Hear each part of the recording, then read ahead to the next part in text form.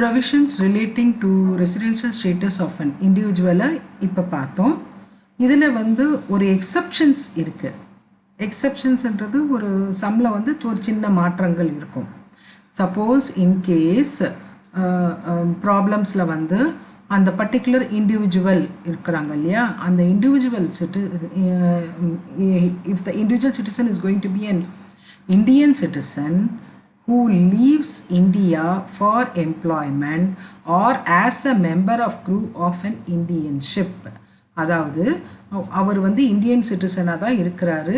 So இது வரைக்கும் அவர் வெளிநாடு போனதில்லை. இப்போ அவர் வெளிநாட்டுக்கு போகிறார். எந்த இயர்லனா உங்களோட ப்ரீவியஸ் இயரில் he is going to leave India.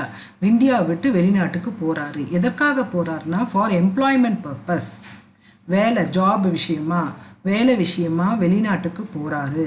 அல்லது or as a member of crew of an Indian ship. Indian ஷிப்பில் இருக்கிற ஒர்க் பண்ணுற ஒரு க்ரூன்றது என்ன சொல்லுவாங்கன்னா சிப்பந்திகள்.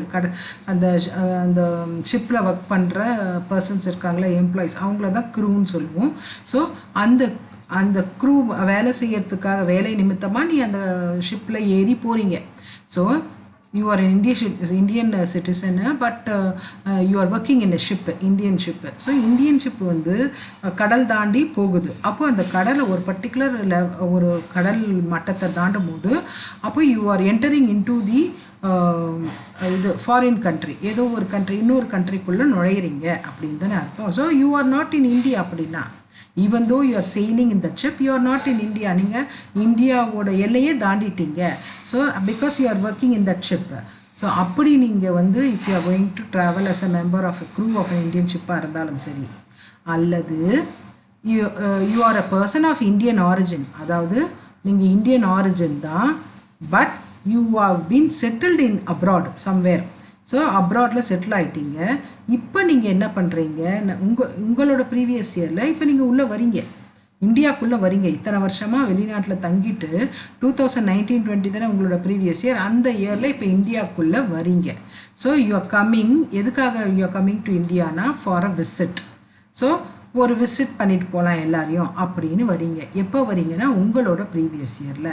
ஸோ உங்களோட ப்ரீவியஸ் இயரில் வரும்போது ஸோ இந்த 3 சுச்சுவேஷன்லேயும் ஒரு பர்டிகுலர் இடத்துல பேசிக் கண்டிஷனில் அந்த ப்ரொவிஷன் வந்து கொஞ்சம் மாற்றம் இருக்கும். ஸோ இந்த எக்ஸப்ஷன் கேஸில் ஸோ என்னெல்லாம் எக்ஸப்ஷன்ஸ்னால், an Indian citizen who leaves India for employment or as a member of crew of an Indian ship you are traveling, or you are a person of Indian origin who you are working abroad, you have settled in abroad, now you are coming to India for a visit. So இந்த 3 சுச்சுவேஷன்லேயும் பேசிக் கண்டிஷனில், second கண்டிஷனில் 60 days உங்களோட previous year 2019-20 1/4/2019 31/3/2020 60 டேஸில் நீங்கள் தங்கியிருக்கணும்னு சொல்கிற ப்ரொவிஷனை கொஞ்சம் மாறிடும். So it will be replaced by 182 days. So first கண்டிஷனும் 182 days, செகண்ட் கண்டிஷன்லேயும் 60 நாட்களுக்கு பதிலாக 182 நாட்கள் 182 days or more during the previous year. உங்களோட ப்ரீவியஸ் இயரில் 2019-20 60 நாட்கள் இருக்கக்கூடாது, அதற்கு பதிலாக 182 நாட்கள் இருக்க வேண்டும் அந்த இண்டிவிஜுவல் நபர். அண்ட் அந்த 4 years ப்ரிசீடிங் இயர்ஸில் வந்து 365 days அது அப்படியே தான் இருக்கும். ஸோ இந்த கண்டிஷன் இது மாறிடும். Second condition, this is an exception for the residential status of an individual.